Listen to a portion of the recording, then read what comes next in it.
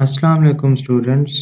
Punjab board 9 class physics के 60 number के papers में 10 नंबर सिर्फ़ और सिर्फ़ न्यूमेरिकल वाले पोर्शन के हैं। 9 नंबर का एक लॉन्ग क्वेश्चन होता है जिसमें से 5 नंबर न्यूमेरिकल के होते हैं।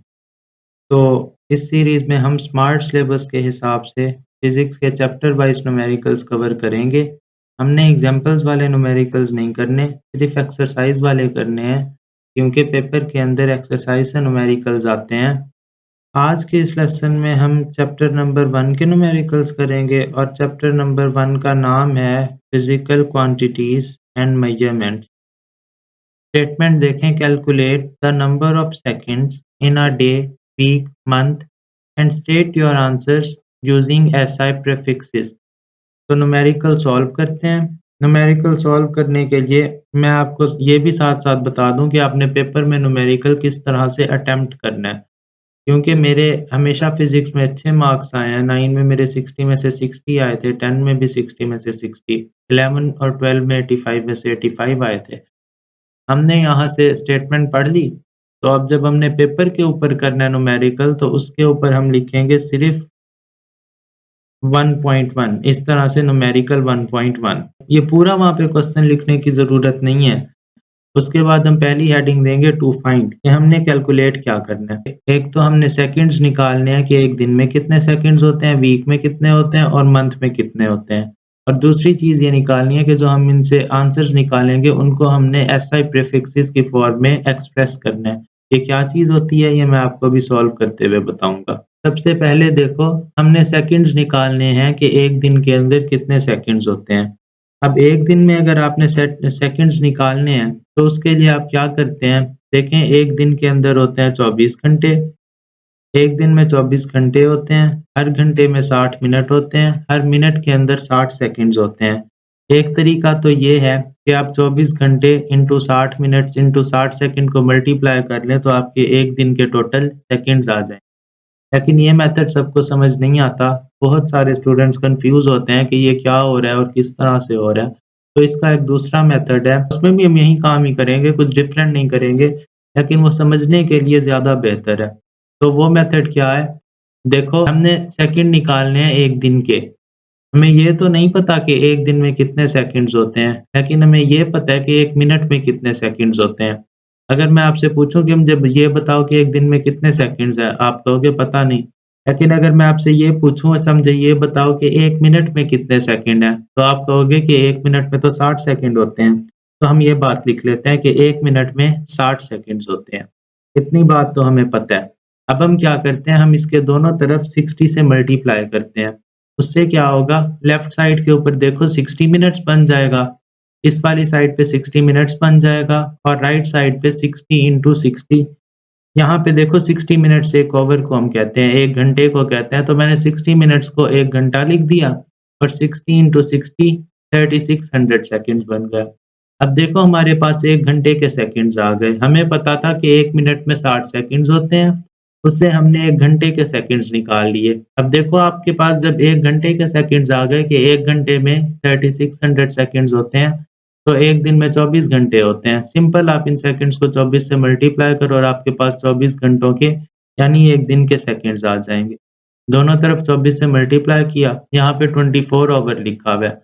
तो 24 घंटे 1 दिन के बराबर होते हैं और 3600 को जब हमने 24 से मल्टीप्लाई किया, तो 86400 सेकंड्स आएँगे। ये आप कैलकुलेटर पे भी कर सकते हैं सॉल्व।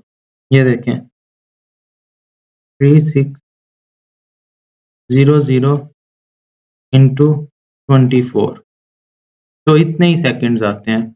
तो इस तरह से हमने 1 दिन के सेकंड्स कैलकुलेट कर लिए। बेशक आप ये ऊपर वाले तरीके से कर लें कैलकुलेट, बेशक आप नीचे वाले तरीके से कर लें, असल में तो यहाँ पे भी वही कुछ हो रहा है।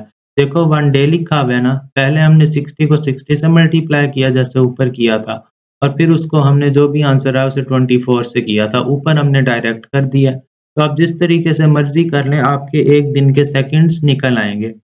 उसके बाद हमने क्या करना है, हमने वीक के सेकंड्स निकालने हैं। जब आपके पास 1 दिन के सेकंड्स हैं कि 1 दिन में इतने सेकंड्स होते हैं, तो 1 हफ्ते के अंदर तो 7 दिन होते हैं। आप इनको 7 से मल्टीप्लाई करें जो सेकंड्स इन डे है, यानी 86400 को आप 7 से मल्टीप्लाई करें,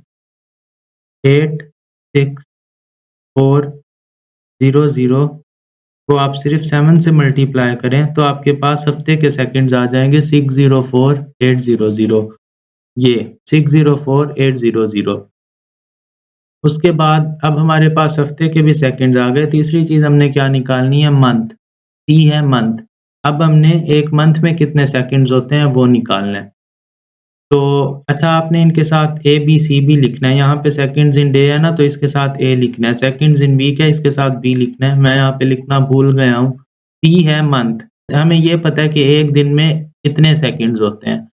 तो एक मंथ में 30 डेज़ होते हैं। आप इसको 30 से मल्टीप्लाई जब करेंगे तो आपके पास मंथ के आ जाएँगे।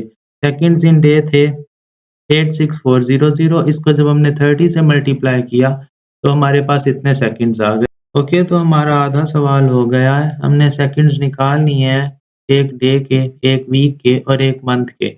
अब बाकी जो छोटा-सा ये पोर्शन है दूसरा, जिसमें हमने इन सारे आंसर्स को एसआई प्रीफिक्सेस की फॉर्म में एक्सप्रेस करना है। वो हमने किस तरह से करना है, बहुत सिंपल है। ऐसे कि देखो, मैं सबसे पहले सेकंड्स इन डे को एसआई प्रीफिक्सेस में कन्वर्ट करता हूँ। Answers in SI prefixes. तो सबसे पहले जो सेकंड्स डे में थे वो थे 86400 सेकंड्स। ये 86400 सेकंड्स है। मैं ना इन 86400 सेकंड्स को किलो सेकंड्स में कन्वर्ट कर देता हूँ। ये देखो, ये किलो सेकंड्स है, नीचे ऐसे ही मेगा सेकंड्स है। आप इसमें भी कर सकते हो अगर कोई बड़ी वैल्यू है तो। तो बड़ी वैल्यू तो वैसे सेकंड्स इन मंथ की है, उसको हम मेगा सेकंड्स में कर लेंगे कन्वर्ट, और पहले दो को हम किलो सेकंड्स में कन्वर्ट कर लेते हैं। अब देखो, अगर इसको मैंने किलो सेकंड में कन्वर्ट करना है ना, तो किलो इक्वल होता है 10 की पावर 3 के इक्वल होता है किलो। तो मैं ऐसा करूँगा कि इसको 10 की पावर 3 से मल्टीप्लाई कर दूँगा और 10 की पावर 3 से डिवाइड कर दूँगा। जब मैं ऐसा करूँगा तो उससे इस पे तो कोई नहीं फ़र्क पड़ेगा। अभी भी मैं चाहूँ तो इन दोनों को कैंसल कर दूँ और मेरे पास 86400 सेकंड्स ही बच जाएगा। तो इसको करने का मकसद ये है कि ये जो ऊपर का 10 की पावर 3 है, अब इसको मैं किलो बना दूँगा और जो नीचे वाला है ना, उसको मैं इस वाले नंबर के साथ सिम्प्लीफाई कर लूँगा। ये देखो इस तरह से 86400 मैंने वैसे ही लिख दिया, ये 86400 सेकंड्स था, तो सेकंड यहाँ एंड में लिख दिया। और ये जो 10 की पावर 3 है, जो ऊपर न्यूमरेटर में है, ये मैंने यहाँ पे ऊपर ही रहने दी। ये एक ही बात है, मैं यहाँ लिखूँ या यहाँ लिखूँ। और जो नीचे थी 10 की पावर 3, वो नीचे ही है। तो अब मैं क्या करूँगा कि ये जो ऊपर वाली 10 की पावर 3 थी, ये यहाँ से हमने टेबल से देखा कि 10 की पावर 3 किलो के इक्वल होती है, तो इसको मैं किलो के इक्वल लिख दूँगा। तो ऊपर वाली 10 की पावर 3 को मैंने किलो लिख दिया, सेकंड वैसे ही आ गया, और यहाँ पे 86400 को जब मैंने 1000 पे या 10 की पावर 3 पे डिवाइड किया, तो 86.4 मेरे पास आंसर आया। मैं आपको ये कैलकुलेटर पे करके भी दिखाता हूँ। देखो 86400, इसको जब मैंने डिवाइड किया 10 की पावर 3 पे, 10 की पावर 3000 होता है, या बेशक आप यहाँ पे 10 की पावर 3 ऐसे डायरेक्ट लिख दें, तो आपके पास आंसर आएगा 86.4। तो इस तरह से मेरा आंसर 86.4 किलो सेकंड में आ गया। उसके बाद अब मैं बिल्कुल ऐसे ही सेम वे को फ़ॉलो करते हुए जो मेरे आए थे सेकंड्स इन वीक 604,800 सेकंड्स, उसको भी अब मैं कन्वर्ट कर लेता हूँ किलो सेकंड में। तो इसको किलो सेकंड में कन्वर्ट करने के लिए मैंने क्या किया कि मैंने 10 की पावर 3 से मल्टीप्लाई किया और 10 की पावर 3 से डिवाइड कर दिया। जब मैंने 10 की पावर 3 से 604,800 को डिवाइड किया तो मेरे पास आंसर आया 604.800। ये आप अपने वो जो सिग्निफिकेंट फिगर्स वाला मेथड है, बेशक आप उससे कर लें, बेशक आप इसको कैलकुलेटर से कर लें। तो यहाँ पे 604.800 आएगा मल्टीप्लाई बाय 10 की पावर 3s। अब 10 की पावर 3 इक्वल होता है किलो के, तो मैं इसको किलो सेकंड्स इस तरह से लिख सकता हूँ।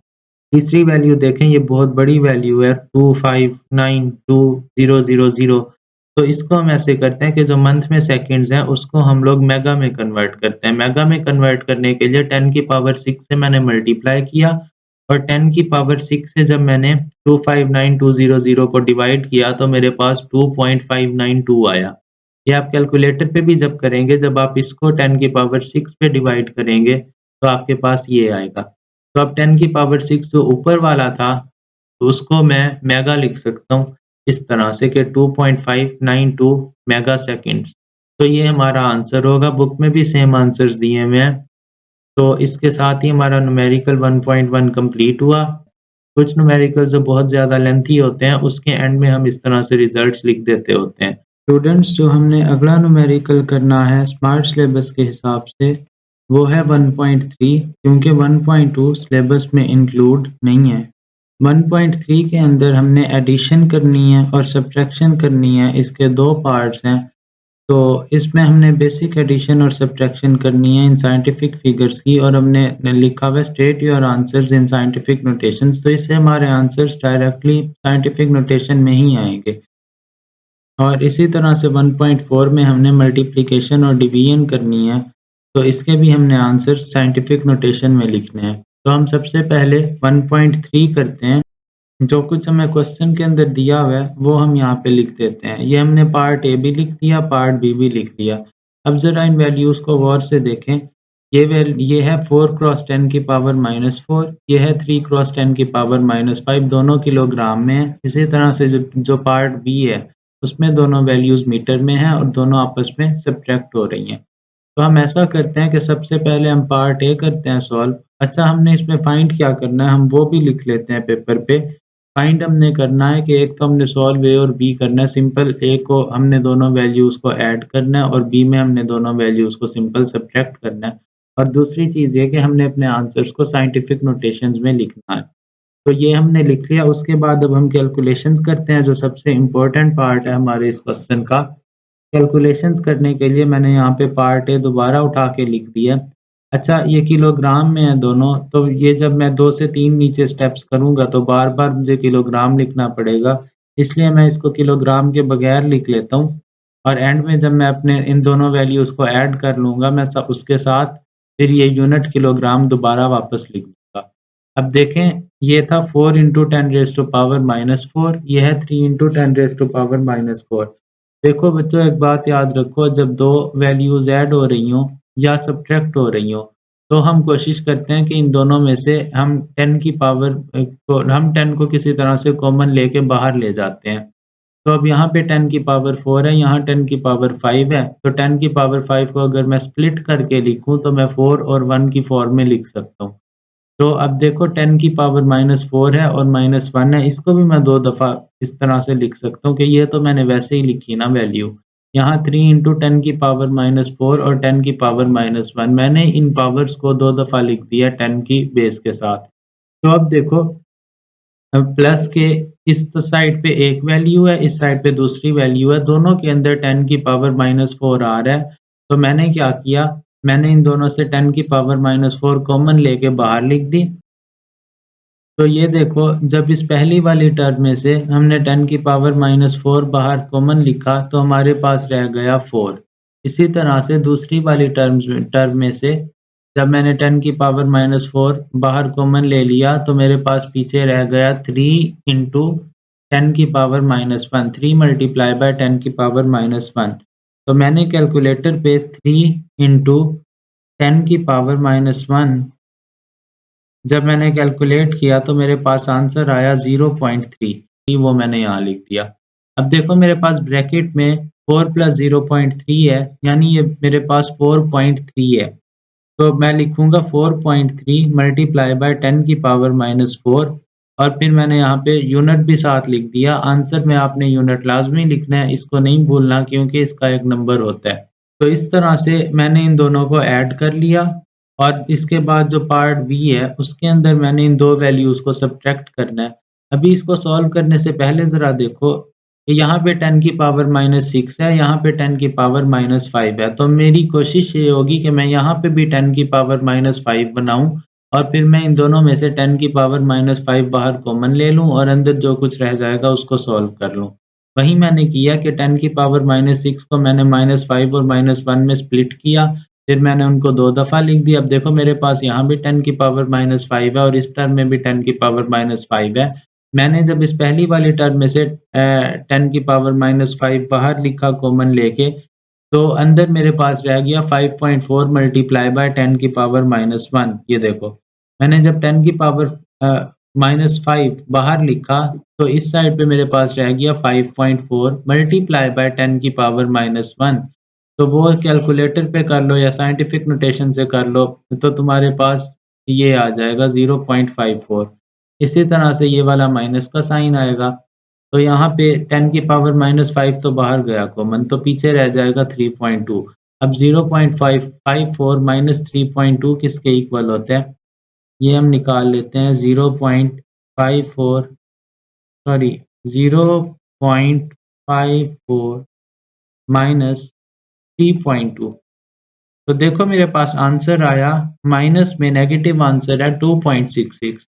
मैंने यहाँ पे 2.66 लिख दिया और 10 की पावर -5 मैंने यहाँ पे लिख दी।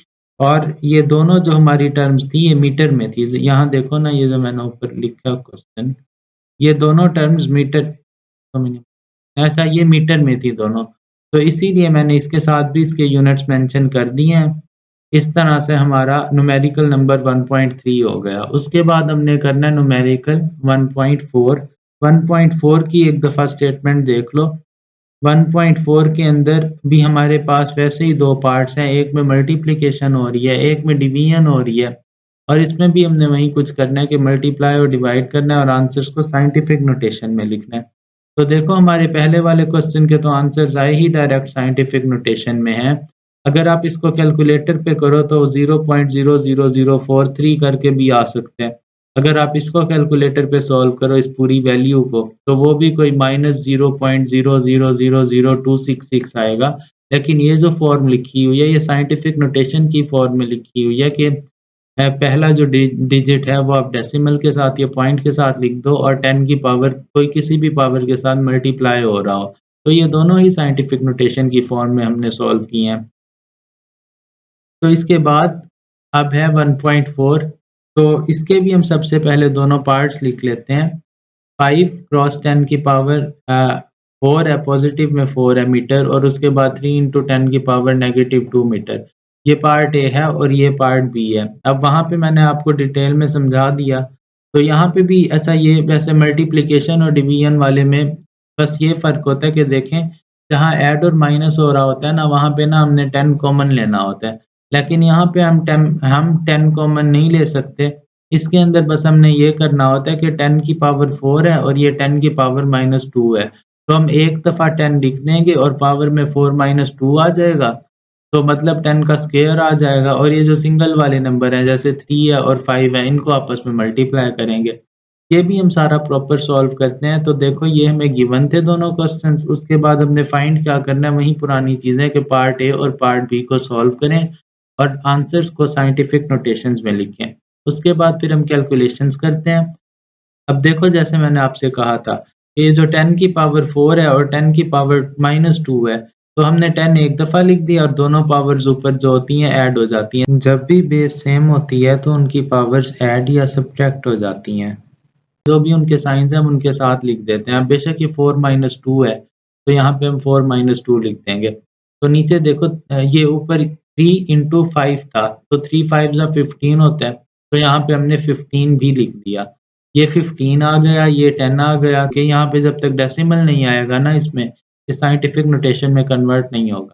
यहाँ पे है 15 मल्टीप्लाई बाय 10 का स्क्वायर मीटर स्क्वायर, उसने वो साथ-साथ यूनिट्स को साथ-साथ चलाता आ रहा है। तो हमने भी यहाँ पे मीटर स्क्वायर लिख दिया। अच्छा, अब एक और बात यहाँ पे है नोट करने वाली कि जो पहले वाला था हमारा, उसमें देखो दोनों में मीटर-मीटर था, तो आंसर जब ऐड हुआ तो भी आंसर मीटर में आया। यहाँ आपने इस बात का ख़्याल रखना है कि देखो जब 2 नंबर आपस में मल्टीप्लाई हो रहे हैं, वो भी मीटर में था, वो भी मीटर में था, तो मीटर के यूनिट में भी फ़र्क पड़ेगा। इसीलिए इस वाले क्वेश्चन में यूनिट को साथ-साथ लिखना पूरे सारे स्टेप्स में ज़रूरी है। क्योंकि ये भी मीटर में था, ये भी मीटर में था। जब हमने इन दोनों वैल्यूज़ को आपस में मल्टीप्लाई किया तो मीटर भी तो मीटर से मल्टीप्लाई होगा ना। तो जब मीटर-मीटर से मल्टीप्लाई होगा वो मीटर स्क्वायर बन जाएगा। वैसे भी जब हम 2 वैल्यूज़ को आपस में मल्टीप्लाई करते हैं और अगर दोनों मीटर्स में होती हैं तो वो मीटर स्क्वायर बन जाता है। एरिया भी हम ऐसे कैलकुलेट करते हैं, ख़ैर वो एक अलग बात है। अभी हम इसको डेसिमल्स के अंदर, और इसको अभी हम साइंटिफिक नोटेशन में भी हम इसको कन्वर्ट करते हैं। अब आपको पता है कि जब भी हमने साइंटिफिक नोटेशन में कन्वर्ट करना होता है, अगर हमने एक यहाँ पे डेसिमल लगाना है, तो इसकी पावर में से 1 माइनस होगा। अब इसमें भी कुछ लोग कन्फ्यूज़ हो जाते हैं, तो ये भी मैं आपको समझा देता हूँ। 1 मिनट, ये मैंने यहाँ पे लिखा हुआ था।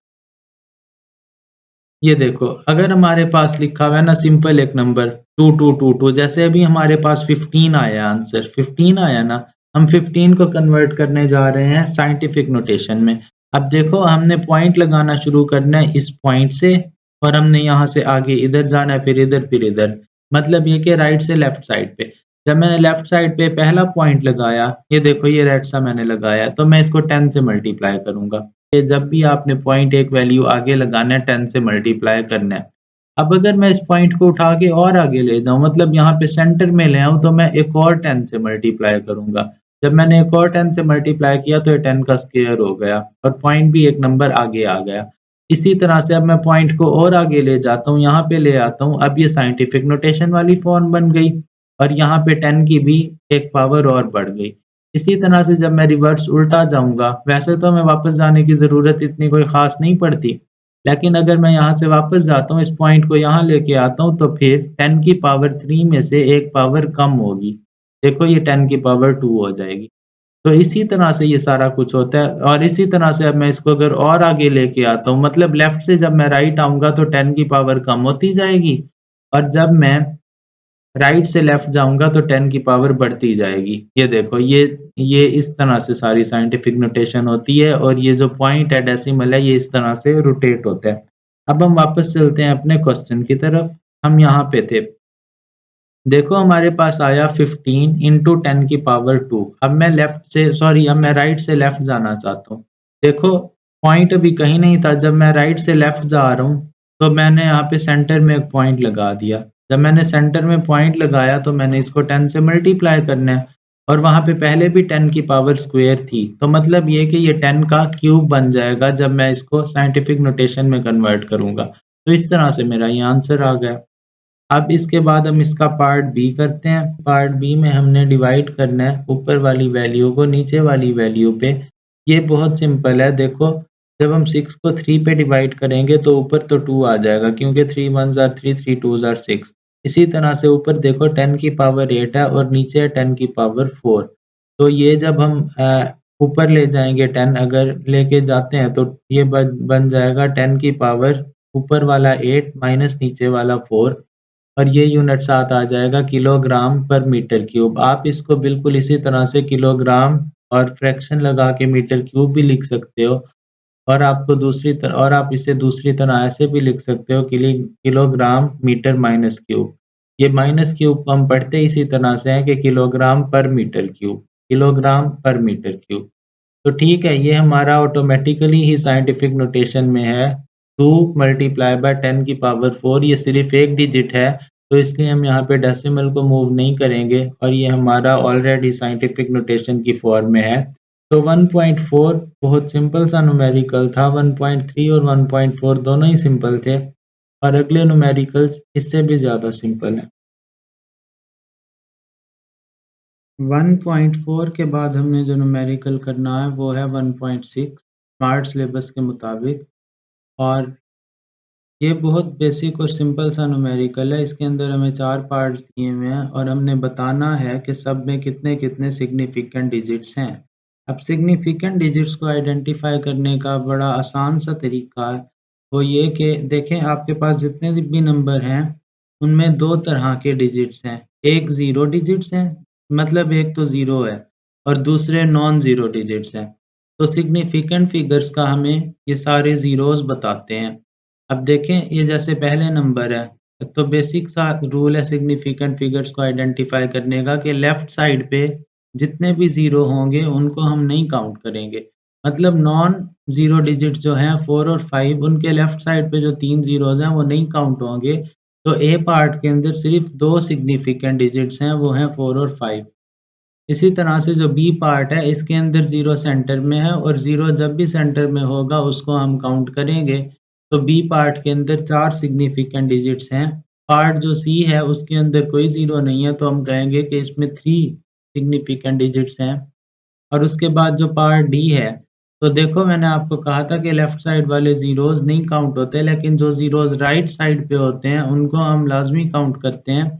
और अगर 10 की पावर 4 में या 10 की कोई भी पावर लिखी हुई होती है, उसको हम नहीं काउंट करते। मतलब ये है कि पार्ट नंबर डी के अंदर 3.420 जो लिखा है, तो ये 4 डिजिट्स होंगे, जिनको हम सिग्निफिकेंट डिजिट्स कहेंगे। 1.6 के बाद जो हमने न्यूमेरिकल करना है वो है 1.8 और 1.8 के अंदर टोटल 3 पार्ट्स हैं ए, बी, सी। इसमें हमने क्या करना है कि हमने इसको लिखना है using correct prefixes, right using correct prefixes. मतलब ये कि हमने 10 की पावर 4, 10 की पावर 2 और 10 की पावर -4 को ख़त्म करना है और इसकी जगह पे कोई एप्रोप्रिएट प्रीफिक्सेस जैसे कि किलो, माइक्रो, मिली और इस तरह से हमने एप्रोप्रिएट इसमें प्रीफिक्सेस लगाने। तो ये हमारे तीनों पार्ट्स हैं ए, बी और C. This is what given to us. उसके बाद हमने फाइंड क्या करना है कि हमने इन तीनों पार्ट्स को करेक्ट प्रीफिक्सेस के साथ लिखना है। सबसे पहले हम इसका पार्ट ए करते हैं कैलकुलेशन में। पार्ट ए करना है तो इसमें देखें हमारा गोल क्या है, हमने करना क्या है। हमने असल में ये करना है कि देखो ये 5.0 इंटू 10 की पावर 4 को तकरीबन ये 5000 है। तो 5000 सेंटीमीटर में लिखने से बेहतर है हम सेंटीमीटर की जगह ये डिस्टेंस किलोमीटर में लिख दें। एक तो ये चीज़।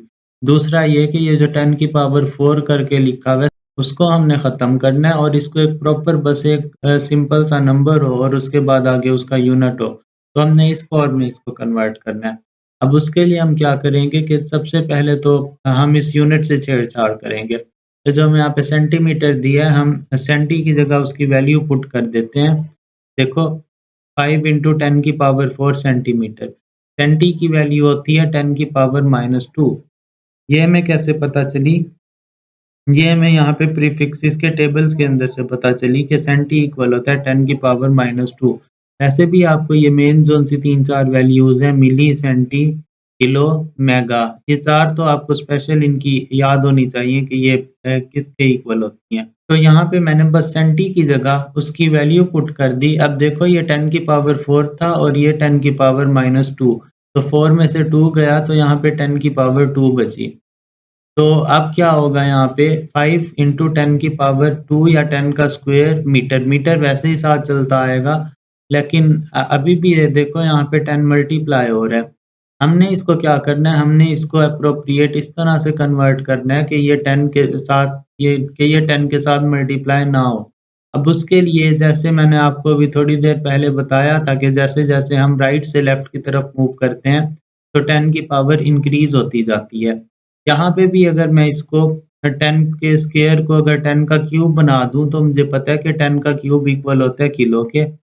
देखो किलो इज़ इक्वल टू 10 का क्यूब हमने पीछे भी 3-4 क्वेश्चंस में यूज़ किया है। तो मैं इस पॉइंट को एक प्लेस पीछे मूव करता हूँ 5 के इस साइड पे ये पॉइंट आ जाएगा। देखो 5 के इस तरफ ये पॉइंट आ गया, तो उससे क्या होगा कि 10 की पावर 2 थी तो वो एक नंबर बढ़ जाएगी। जब हम डेसिमल को एक नंबर लेफ्ट पे मूव करेंगे, तो फिर हमने 10 से मल्टीप्लाई करना होता है। वैसे ही हमने यहाँ पे 10 से मल्टीप्लाई किया और 10 का स्क्वायर 10 का क्यूब बन गया। मैंने 10 के क्यूब की जगह किलो पुट कर दिया। तो ये देखो अब ये एप्रोप्रिएट एक यूनिट के अंदर एक मुनासिब हमने इसमें प्रीफिक्स लगा दिया है और ये हमारा आंसर होगा। यहाँ पे 10 की पावर किसी कुछ भी नहीं है, ये तो उससे मल्टीप्लाई नहीं हो रहा और ये इसकी एक नॉर्मल सी शेप आ गई। तो हमने क्या किया, हमने सेंटीमीटर को किलोमीटर बना दिया। तो इसको हम लोग कहते हैं कि अब ये करेक्ट प्रीफिक्स है। वो भी डिस्टेंस का था सेंटीमीटर, किलोमीटर भी डिस्टेंस का यूनिट है। तो इसके बाद पार्ट नंबर 2 देखो, बी 580 इंटू 10 का स्क्वायर ग्राम। तो ये भी बहुत ज़्यादा ग्राम बनते हैं, 580 ग्राम और 10 के 2 भी साथ लगा लो तो तकरीबन ये 5800 बल्कि 58,000 ग्राम्स बनते हैं ये। तो हम इसको भी किलोग्राम्स में कन्वर्ट कर लेते हैं। तो यहाँ पे हम ऐसा करेंगे कि डेसिमल को राइट से लेफ्ट की तरफ मूव करेंगे तो 10 की पावर बढ़ती जाएगी। तो हमने सिर्फ एक डिजिट वहाँ मूव किया तो ये 58 बन गया। जब हमने वहाँ मूव किया डेसिमल लेफ्ट पे तो 10 से मल्टीप्लाई किया, मतलब ये कि ये जो 10 ये था ये 10 का क्यूब बन गया इक्वल हो गया किलो के। तो ये 58 किलोग्राम बिल्कुल इसी तरह से इसका सी पार्ट होगा। अब पार्ट सी में देखो 45 मल्टीप्लाई बाय 10 की पावर -4। तो वैसे ही यहाँ पे अगर मैंने डेसिमल को एक डिजिट लेफ्ट की तरफ मूव किया तो फिर मुझे 10 से इसको मल्टीप्लाई करना पड़ेगा। पहले 10 की पावर -4 थी और अब एक 10 की ये भी पावर आ गई तो ये -3 बन जाएगी। और 10 की -3 पावर किसके इक्वल होती है? यहाँ से देख लो, मिली। तो मैंने आपको कहा था ना ये मिली, सेंटी, माइक्रो, किलो, मेगा, ये कुछ वैल्यूज़ जो बेसिक्स हैं ये तो आपको आनी चाहिए। तो यहाँ पे देखो ये 10 की पावर -3 मिली बन गया तो मैंने इसको लिख दिया 4.5 मिली सेकेंड्स।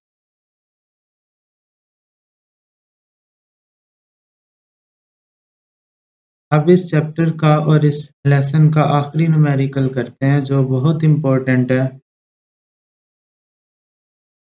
देखने में बहुत आसान है और करने में भी बहुत आसान है अगर समझ आ जाए तो। हमने क्या करना है कि express the density of mercury और व्हाटएवर गिवन एज़, देखें हमें डेंसिटी इस यूनिट में दी है और हमने उसको इस यूनिट में कन्वर्ट करना है। तो हमारा मेन फ़ोकस जो होगा वो इन यूनिट्स की कन्वर्जन पे होगा कि हमने किस तरह से ग्राम पर सेंटीमीटर क्यूब को किलोग्राम पर मीटर क्यूब में कन्वर्ट करना है। तो सबसे पहले हम इसका सॉल्यूशन लिखते हैं और फिर हम ये लिखते हैं कि हमें इस न्यूमेरिकल में क्या डाटा गिवन है। गिवन डाटा में हमें डेंसिटी बताई हुई है कि ये डेंसिटी है। अभी आप इसके यूनिट देखें वो है ग्राम पर सेंटीमीटर क्यूब और हमने करना क्या है, हमने इसी डेंसिटी को किलोग्राम पर मीटर क्यूब में कन्वर्ट करना है। हम किस तरह से कन्वर्ट करेंगे, कैलकुलेशन शुरू करते हैं। देखो ये जो हमें डेंसिटी दी है 13.6 ग्राम पर सेंटीमीटर क्यूब, इसमें मैं आपको एक बात बता दूं, अगर मैं ग्राम पर सेंटीमीटर क्यूब में से ये वाला सी हटा दूं तो मेरे पास ग्राम पर मीटर क्यूब बचेगा और अगर मैं उसके अंदर ये के भी ऐड कर दूं तो किलोग्राम पर मीटर क्यूब बन जाएगा। तो इसको हमने किस तरह से करना है, देखो हमने जो हमें डेंसिटी दी है वो लिखेंगे, इसमें हमने जो चीज़ निकालनी है उसको मैंने रेड से मेंशन कर दिया। ये सेंटी हमने निकालना है और हमने ग्राम और मीटर क्यूब हमने बचाना है। तो देखो इस डेंसिटी को हम इस तरह से पढ़ते हैं ग्राम पर सेंटीमीटर क्यूब। इस बात का मतलब ये है कि सेंटीमीटर क्यूब जब हम कहते हैं ना पर सेंटीमीटर क्यूब, तो ये जो -3 लिखा हुआ है ये सिर्फ मीटर के ऊपर नहीं लिखा हुआ, ये सेंटी के भी ऊपर लिखा हुआ है। ये देखो मैंने इसको मज़ीद प्रोमिनेंट करके नीचे लिख दिया है कि 13.6 ग्राम पर सेंटीमीटर क्यूब।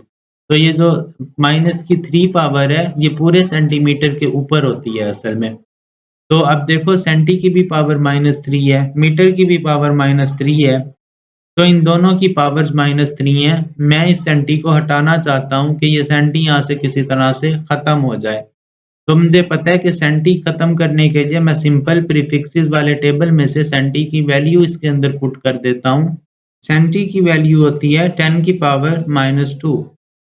तो 10 की पावर -2 अगर मैं सी के अंदर या सेंटी के अंदर पुट कर दूँ इस रेड वाली जगह के अंदर, तो मेरे पास कुछ इस तरह की इक्वेशन आएगी। देखो सेंटी की जगह 10 की पावर -2 और इसकी होल की पावर -3, ये वाला -3 है। और उसके बाद ग्राम पर मीटर क्यूब मैंने वैसे ही लिख दिया। अब ये 10 की पावर -2 और -3, यहाँ पे -2 और -3 आपस में मल्टीप्लाई होंगी पावर्स, क्योंकि वो होल की पावर है। तो ये जब आपस में मल्टीप्लाई होंगी तो ये पावर 6 बन जाएगी, क्योंकि नेगेटिव और नेगेटिव पॉजिटिव होता है। ये हमारे पास आ गया 13.6 इंटू 10 की पावर 6 ग्राम पर मीटर क्यूब। तो यहाँ से हमने सेंटी तो ख़त्म कर दिया। अब देखो हमने कन्वर्जन किस में करनी थी, किलोग्राम पर मीटर क्यूब में, लेकिन हमारे पास अभी तक क्या आया, ग्राम पर मीटर क्यूब। ये वाला जी आ गया हमारे पास, ये मीटर क्यूब आ गया। एक चीज़ मिसिंग है वो है किलो। तो अब अगर मैं यहाँ पे किलो ऐड करना चाहता हूँ तो मैं ऐसा करता हूँ कि इसको किलो से मल्टीप्लाई कर देता हूँ और किलो से डिवाइड कर देता हूँ। यहाँ तक मैंने वहीं ऊपर वाली इक्वेशन या ऊपर वाली वैल्यू लिख दी और मैंने इसको किलो से मल्टीप्लाई किया और किलो से डिवाइड किया। ये प्रोसेस हम पहले भी बहुत दफ़ा कर चुके हैं कि ये जो ऊपर वाला किलो है इसको मैं इधर यूनिट के अंदर ऐड कर देता हूँ और इसके साथ लिख देता हूँ और जो नीचे वाला किलो है उसको मैं इस वैल्यू के साथ सिम्प्लीफाई कर लेता हूँ। तो किलो की पावर होती है 10 की पावर क्यूब। ये जो किलो यहाँ पे नीचे था इसको मैंने यहाँ पे शिफ्ट कर दिया और जो ऊपर वाला किलो था उसको मैंने यूनिट के अंदर रखा। नीचे वाले किलो के अंदर मैंने उसकी वैल्यू पुट कर दी, ऊपर वाले में मैंने उसकी वैल्यू नहीं पुट की क्योंकि उसको मैंने फ़ॉर्मूले का हिस्सा बनाना था। तो ये किलो होता है 10 की पावर 3 के इक्वल। अब हम इस चीज़ को ये जो भी यहाँ पे वैल्यू है इसको हम कैलकुलेटर से सॉल्व कर सकते हैं। कैलकुलेटर से नहीं करना तो इस 10 को ऊपर ले जाओ। यहाँ पे 10 की पावर -3 थी, ऊपर जाके 10 की पावर यहाँ पे 10 की पावर पॉज़िटिव की 3 थी, ऊपर जाके 10 की 6 में से 3 माइनस हो जाएगी। या आप ऊपर ले जाओ या आप इस सारे को कैलकुलेटर से सॉल्व कर लो। मैं इसको ऊपर ले गया और ये 10 की पावर 3 हो गई और असल में हमारी कन्वर्जन ही असल चीज़ हमने करनी थी ना, वो तो हमारी हो गई। देखो अब हमारा यूनिट किलोग्राम पर मीटर क्यूब है और हमने इसी में तो कन्वर्ट करना था। तो हमारा रिज़ल्ट क्या होगा? मैंने इसको क्या किया कि देखो 13.6 आया था और 10 की पावर 3 आया था, तो मैंने बुक के आंसर से मैच करने के लिए इसको एक वैसे तो ये भी आंसर ठीक है, लेकिन बुक से मैच करने के लिए इसको एक डेसिमल एक नंबर मैंने इधर पीछे मूव किया लेफ्ट साइड पे, तो फिर ये वाली पावर आपको पता है कि बढ़ जाती है। तो इस तरह से ये हमारा आंसर है। तो फाइनली हमारा आखिरी न्यूमेरिकल भी हो गया।